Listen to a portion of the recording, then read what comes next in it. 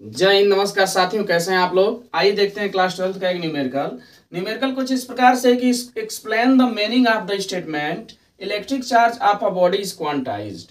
कह रहा है दोस्तों, किसी बॉडी का जो इलेक्ट्रिक चार्ज होता है यह साथियों आपका क्वांटाइज्ड होता है। इसको आपको एक्सप्लेन करना है। इट मीन्स हमको क्वांटाइजेशन को एक्सप्लेन करना है। किसको एक्सप्लेन करना है? क्वांटाइजेशन को। साथ ही साथ कह रहा है कि why can one ignore quantization of electric charge when dealing with microscopic. कह रहा है कि जब हम लोग बड़े स्तर पे जाते हैं, लार्जर ऑब्जेक्ट पे जाते हैं, तो वहां पर क्वांटाइजेशन को हम लोग निग्लेक्ट क्यों करते हैं। आइए समझते हैं दोस्तों।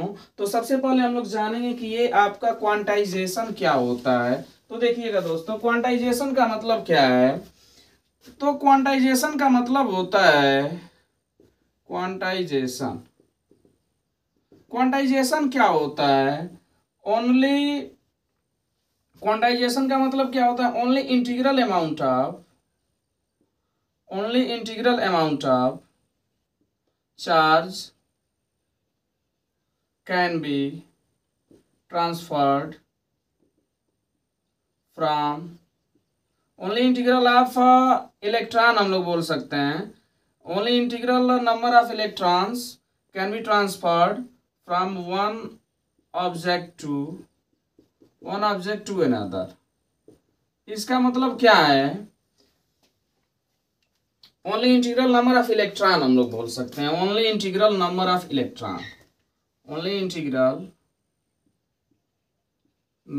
Electron can be transferred from one object to another. कहने का मतलब क्या है दोस्तों? एक ऑब्जेक्ट से दूसरे ऑब्जेक्ट पर, अगर आपकी दो ऑब्जेक्ट हैं ए से बी, अगर इससे हम लोग इस पर चार्ज का ट्रांसफर कर रहे हैं, तो ये जो यन होना चाहिए दोस्तों, ये हमेशा इंटीग्रल नंबर होना चाहिए, हमेशा इंटीजर होना चाहिए। यानी यन की वैल्यू आनी चाहिए 1 2 3 4 ऐसे होना चाहिए, न कि आपका 1.5 2.5 ऐसा नहीं होना चाहिए। क्या आपने कभी ऐसा सुना है कि कोई बॉडी है जो कि आपका 1.5 इलेक्ट्रॉन को रिमूव कर करके आपका पॉजिटिव चार्ज हो गई, या फिर कोई बॉडी है 2.5 इलेक्ट्रॉन को गेन करके आपका निगेटिवली चार्ज हो गई? ऐसा तो होता नहीं है। जब कभी भी इलेक्ट्रॉन का जो ट्रांसफर होगा वो आपका किस में होगा? इंटीजर फॉर्म में होगा। It means 1 2 3 4 dot dot dot ऐसे हो सकता है। ठीक है, तो ये था आपका क्या क्वांटाइजेशन की एक्चुअल मीनिंग, कि जो आपका इलेक्ट्रॉन्स जो ट्रांसफर होंगे वो आपकी किस में होंगे? इंटीग्रल नंबर में होंगे। It means charge can not be transferred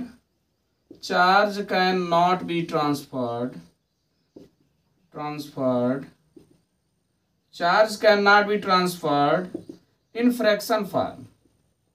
fraction form में जो आपका चार्ज है या आपका ट्रांसफर नहीं हो सकता है। ठीक है दोस्तों, आइए इसको हम लोग एक एग्जांपल के थ्रू समझते हैं कि इसका एक्चुअल मीनिंग क्या है क्वांटाइजेशन का। ठीक ना, तो इसके लिए आप इस स्क्रीनशॉट ले सकते हैं और हम लोग इसको इरेज करते हैं। आइए समझते हैं दोस्तों। जैसे क्वेश्चन दे देगा आपका, ऐसे कह देगा कि can 1.4 into 10 to power -19 coulomb of charge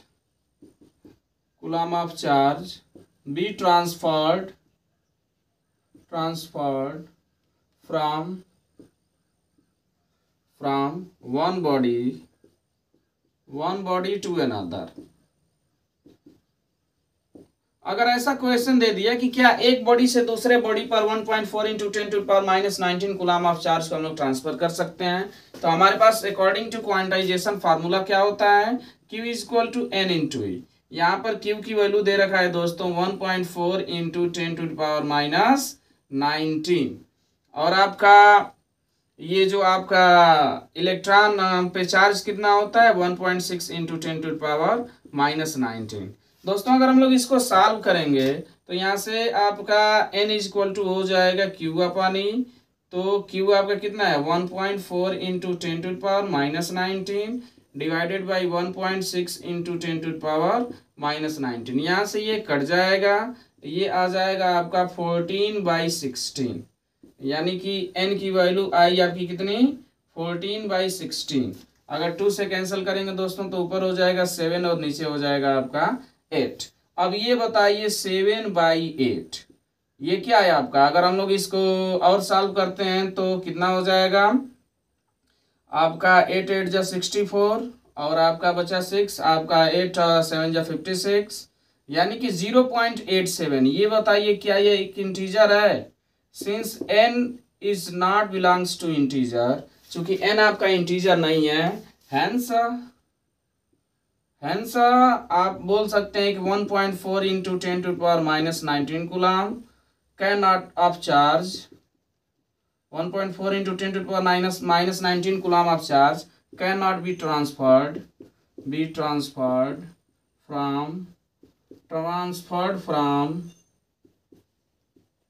one body to another। अगर यही दोस्तों n आपका क्या हो जाता है, इंटीजर में आ जाता, तो आपका आंसर सही होता, यानी उस चार्ज को हम लोग ट्रांसफर कर सकते थे। जैसे यही क्वेश्चन दे देता, आपको थोड़ा सा चेंज करके दे देता, ये कह देता कि आपका जो चार्ज है क्या आपका 8 इंटू 10⁻⁻19 कूलम चार्ज ट्रांसफर हो सकता है। तो फिर से हम लोग वही फार्मूला लगाते हैं, n equal to Q upon E.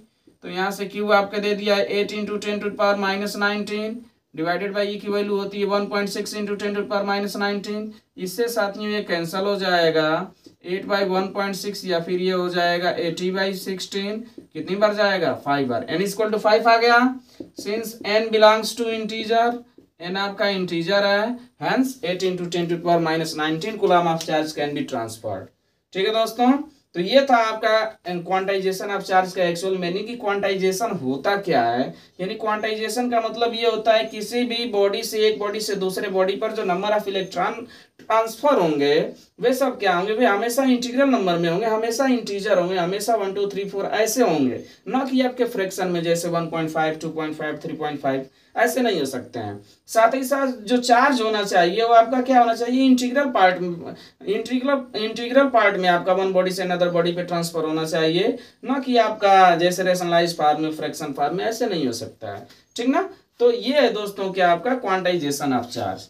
तो आई थिंक आपको पहला वाला जो सेक्शन है, पहला वाला जो पार्ट है, यानी कि जो आपका मीनिंग ऑफ स्टेटमेंट है electric charge of a body is quantized, इसकी मीनिंग आपको समझ आई होगी।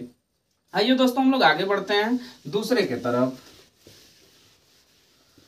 सेकेंड पार्ट हमसे क्या कर रहा है दोस्तों, सेकेंड पार्ट ये कह रहा है कि why can we ignore quantization of electric charge when dealing with microscopic. Correct, जब हम लोग माइक्रोस्कोपिक लेवल पे बात करते हैं, बड़ी ऑब्जेक्ट्स पे बात करते हैं, तो क्वांटाइजेशन ऑफ चार्ज को निगलेक्ट क्यों करते हैं।